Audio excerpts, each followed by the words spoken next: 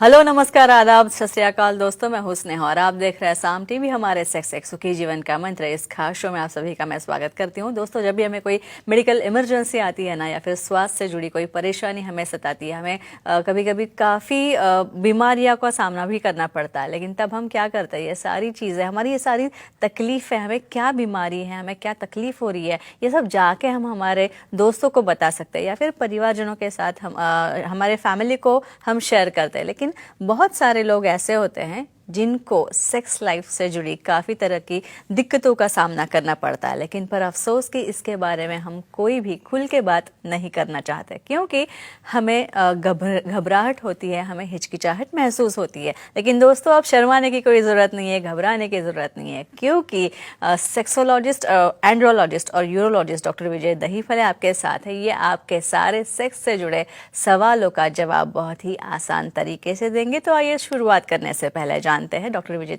दहीफले जी के बारे में। डॉक्टर विजय दहीफले ये एक जाने माने सेक्सोलॉजिस्ट, यूरोलॉजिस्ट और एंड्रोलॉजिस्ट है।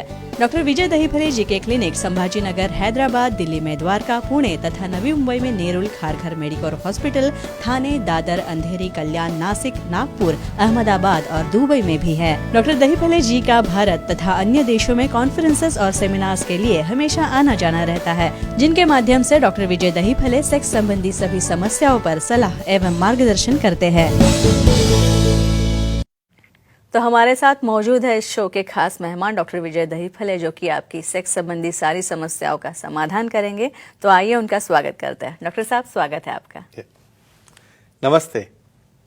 डिस्फंक्शन और ऑर्गेज्म यानी तृप्ति के बारे में, या फिर हम जिसे अलग भाषा में चरम सुख भी कह सकते हैं, तो सबसे पहले जानते हैं कि ये ऑर्गेज्म या फिर तृप्ति या फिर चरम सुख, चरम आनंद जिसे हम कहते हैं, वो क्या होता है। डॉक्टर साहब, ऑर्गेज्म क्या होता है? वेरी वेरी इंपॉर्टेंट और वेरी बेसिक टॉपिक आपने लिया है। और यहाँ पे हमारे जो सुखी मंत्र बुक में जो इन्फॉर्मेशन है, सुखी जीवन के मंत्र के बुक में, तो कुछ लोगों को ऑर्गेज्म पता नहीं रहता है, ऑर्गेज्म का महत्व क्या है, और ऑर्गेज्म फीमेल में भी कैसा होता है और मेल में भी कैसा होता है, दोनों पता रहना बहुत जरूरी है। इसलिए आज हम उसके ऊपर डेफिनेटली पूरी इंफॉर्मेशन देने वाले हैं। फ्रेंड्स, ऑर्गेज्म या इसे हम कहते हैं तृप्ति। कोई भी एक्ट हो, मेल में हो या फीमेल में हो, एक्ट जब फिनिश होता है तब मेल में इजैकुलेशन या वीर्यस्खलन होने के बाद एक सेटिस्फैक्शन और सैटिस्फाइड फीलिंग आपको आती है, तो उसे ऑर्गेज्म मेल में कहते हैं। फीमेल में at the end of intercourse, यानी जब आप एक्साइट होने के बाद, क्रिया पूरी होने के बाद, जब आपके जो मसल्स है पेल्विक ग्रुप के, वहाँ पे कॉन्ट्रैक्शन और रिलैक्सेशन होने की जो प्रोसेस है, जो डोपामिन है, ऑक्सीटोसिन है या लो मॉलिक्यूल से होती है, और वहाँ पे यूरेथ्रा में एक डिस्चार्ज या इजैकुलेशन फीमेल में भी होता है जो रिवर्स मेथड से अंदर जाता है, तो इसे कहते हैं ऑर्गेज्म या तृप्ति। और ये मिलने के बाद ही मेल पार्टनर हो या फीमेल पार्टनर हो सेटिस्फाई होते हैं, और ये होने तक यहाँ पे मेल या फीमेल पार्टनर को दोनों को उसे मैच करना चाहिए, और ये उनके सेक्सुअल लाइफ में बहुत बहुत बहुत इम्पॉर्टेंट पोजीशन होती है। इसमें और कुछ इन्फॉर्मेशन जो है हमें इस सीरीज में या एपिसोड में हम देखने वाले हैं। डॉक्टर साहब, हमारे शरीर के कौन से हिस्सों से हमें तृप्ति मिल सकती है, उसका अनुभव हो सकता है? हाँ, ये बेसिक क्वेश्चन है और लोगों को ये पता नहीं है। फ्रेंड्स, यहाँ पे आपको लगता होगा सिर्फ सेक्स करने से, यानी पीनो वजाइनल सेक्स से ही वहाँ पे तृप्ति मिलती है आपको या आपके पार्टनर को, ऐसा कतई नहीं है। ये तो एक पार्ट हो गया। यहाँ पे कौन कौन से पार्ट सेंसिटिव रहते हैं, फीमेल्स में देखोगे तो वहाँ पे कॉलर बोन्स है, नेप ऑफ नेक रीजन है, निपल्स है, एरियोला है, ब्रेस्ट है, क्लाइटोरिस है, और वहाँ पे वल्वा है। तो इतने सब पार्ट जो रहते हैं वो रीजन पे, वहाँ पे जो नर्व्स है, जो वेसल्स है, वो संवेदना, हार्मोन्स कंट्रोल करते हैं और कैरी करते हैं। और इसलिए ये सब भागों में जहाँ पे भी स्टिमुलेशन हो जाए वहाँ पे डेफिनेटली ऑर्गेज्म होता है। लेकिन कैसे करना चाहिए, कंसेंटिंग लेके, पार्टनर की परमिशन लेके, ये आपको पता होना बहुत बहुत ज़रूरी है। इसके बाद एक फ़ोन है नोएडा से, अश्विनी कुमार बात कर रहे हैं, उनका कॉल लेते हैं। अश्विनी कुमार जी, पूछिए सवाल। Hello sir. हाँ, नमस्ते जी, बोलिए। ऑर्गेज्म के लिए कोई वाइब्रेटर होता है क्या, जानकारी दीजिए। अच्छा, मुझे लगा ही था ये टॉपिक आने के बाद हर एक क्यूरियोसिटी है ना, ये सब्जेक्ट है ना, हमारे पास इतना उसको ढक के रखा है, तो हर एक को उसके अंदर सेक्स के ऊपर जाओगे ना तो बहुत एक्साइटमेंट होता है, क्या रहता है वाइब्रेटर बोलेंगे। फ्रेंड्स, यहाँ पे जो अपने रूल्स है, रेगुलेशंस है, जो अपने कल्चरल लिमिटेशन है, उसको ध्यान में रखते हुए हमें सब चीज़ें करनी है। यहाँ पे ये जो वाइब्रेटर करते हैं, जब सेक्सुअलाइज एनालाइज कुछ कारण के लिए बहुत बार क्या होता है, मेल में इजैकुलेशन ही नहीं होता, वहाँ पे अनइजैकुलेशन या रिवर्स इजैकुलेशन होता है। तो ऐसे केसेस में साइंटिफिक मेथड से उसे स्टिमुलेट करने के लिए कुछ ऑब्जेक्ट्स रहते हैं जो डॉक्टर्स ही दे सकते हैं। उससे वहाँ पे डेफिनेटली प्रोस्टेटिक का जो पी पॉइंट रहता है, जैसे फीमेल में जी पॉइंट है वैसे मेल में पी पॉइंट है, उसे स्टिमुलेट करने के लिए यूज़ कर सकते हैं।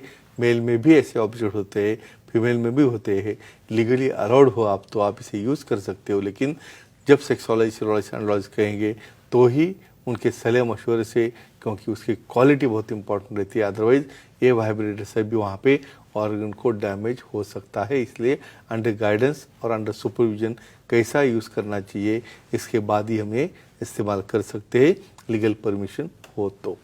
डॉक्टर साहब, ऑर्गेजम और सेक्सुअल रिस्पांस, इसका कुछ साइकिल के सेक्स रिस्पांस साइकिल के बारे में चल रहा है। एक कहते हैं साइंटिफिक पार्ट हम बोलेंगे, कभी भी पर्सन या व्यक्ति इमीडिएटली एक्ट में नहीं जाता है। पहले क्या होता है, पहले डिज़ायर होता है, डिज़ायर होने के बाद में आपको इच्छा आती है, इच्छा आने के बाद में आप वो प्रोसेस में जाते हो, वहाँ पे फिर एक्साइटेशन फेज आती है, यानी डिज़ायर हो गया, अराउजल हो गया, बाद में फिर आप एक्साइटेशन में गए हो, बाद में फिर आप प्लाटो यानी एक नॉर्मल स्टेज में रहते हो, और बाद में जाते हो रिजोल्यूशन, यानी उस वक्त आपका ऑर्गेजम होता है मेल में या फीमेल में। इसे कहते हैं सेक्सुअल रिस्पांस साइकिल। डॉक्टर साहब, सेक्स के बाद जो तृप्ति या फिर चरम सुख आनंद हमें मिलता है, क्या उससे हमारे दिल पर कुछ या फिर हार्ट पर कुछ परिणाम हो सकता है? कुछ फायदे हो सकते हैं क्या? डेफिनेटली कहेंगे हम। सबसे इम्पॉर्टेंट, जब ऑर्गेजम के फेज में जाते हो तब सबसे पीक लेवल पे हार्मोन आते हैं। जब आप पीक लेवल पे हार्मोन आते हैं तो क्या होता है, हार्ट रेट बढ़ता है, पर्सपिरेशन यानी आपको स्वेटिंग आना शुरू होता है, इवन बॉडी के हेयर्स यानी वहाँ पे कुछ रोंगटे आना भी शुरू होता है, पाल्पिटेशन, रेस्पिरेशन की स्पीड बढ़ना, रेस्पिरेशन ज़्यादा होना, और वहाँ पे एक सैटिस्फैक्टरी फीलिंग आना। ये नॉर्मल वेरिएशन है, नॉर्मल चेंजेस है। क्यों? क्योंकि नॉर्मल ब्लड सप्लाई से 10 गुना ज़्यादा यहाँ पे ब्लड सप्लाई बढ़ता है, हार्मोन्स बढ़ते हैं। और ये कैसे पहचाना जाए या रिकॉग्नाइज किया जाए कि आपको ऑर्गेजम हुआ, इसके ये बहुत प्रोमिनेंट साइन या लक्षण होते हैं। डॉक्टर साहब, फोन आ रहा है, अनघा जी है बैंगलोर से, उनका कॉल लेते हैं। अनघा जी, सवाल पूछिए। नमस्ते सर जी। नमस्ते जी, बोलो। स्त्रियों में ऑर्गेजम या तृप्ति के बाद कोई स्राव निकलता है क्या, जानकारी दी। इवन एक कॉमन डिस्कशन है जो प्यूबर्टी में जो फीमेल्स आते हैं ना, और ये सबको पता होना बहुत बहुत ज़रूरी है, क्योंकि यहाँ पे सब मेल्स का ही डिस्कशन होता है सेक्स के बारे में, लेकिन फीमेल्स को कोई पूछता नहीं है और उनको आखिर तक पता भी चलता नहीं है। तो ऐसा कुछ होता है क्या? डेफिनेटली सब जो हमारे महिला दर्शक है उनके लिए कहता हूँ, आपको भी इंफॉर्मेशन होना बहुत ज़रूरी है। हमारे कल्चरल फ्रेम में रहते हुए जब एक्ट होने के बाद में वहाँ पे मूवमेंट जब होती है पेल्विक फ्लोर की, कॉन्ट्रैक्शन और रिलैक्सेशन होता है मसल का, जब हार्मोन्स या डोपामिन रिलीज होते हैं, जिससे मेल में स्राव या सीमेन बाहर निकलता है, उसी तरह से फीमेल्स में कुछ ग्लैंड्स रहती है यूरेथ्रा में, वहाँ से स्राव या सिक्रीशन निकलते हैं, लेकिन वो बाहर नहीं आती, इसलिए फीमेल्स को पता नहीं चलता है, और रिवर्स डायरेक्शन में ब्लैडर में जाते हैं, यूरिन के साथ मिक्स होते हैं, और उसके भी काफ़ी एडवांटेज होते हैं। तो डेफिनेटली फीमेल में भी ऑर्गेजम भी होता है, और वहाँ पे डिस्चार्ज या स्राव भी निकलता है। शायद मुझे लगता है ये सुनने के बाद उनके सब आइडियाज़ क्लियर हुए होंगे।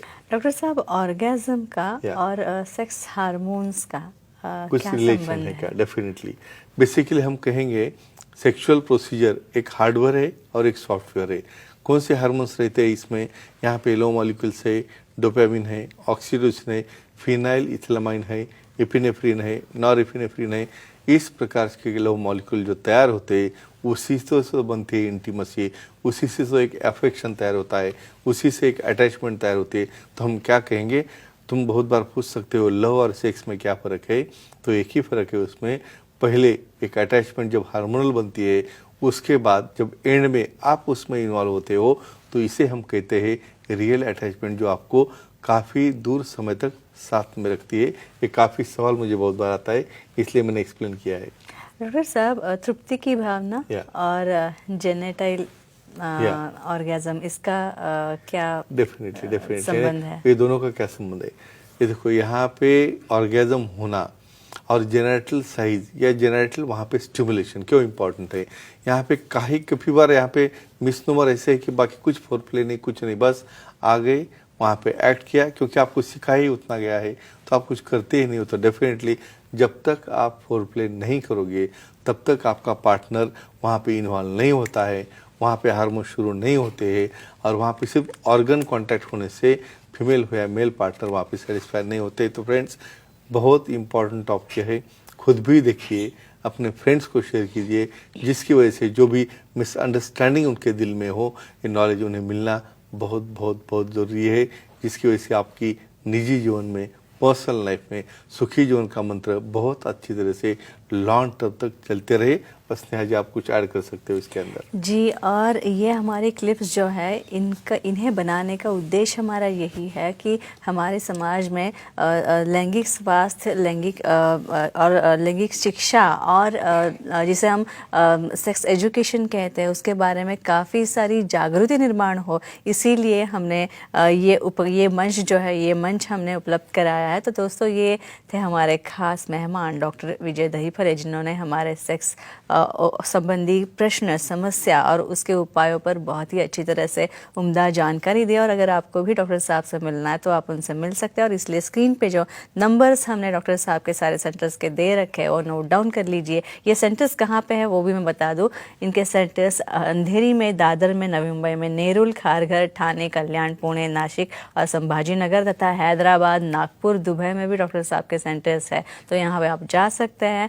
और सारे नंबर्स जो है सेंटर्स के वापस एक बार मैं बता दूं, नोट डाउन कर लीजिए अपने डायरी में। और इसी तरह उनकी वेबसाइट भी है sexologistvijaydahifale.in। इस पर आप जाएंगे तो आपको अपॉइंटमेंट का बटन दिखेगा, वो क्लिक कीजिए और आसानी से आप डॉक्टर साहब की अपॉइंटमेंट पा सकते हैं।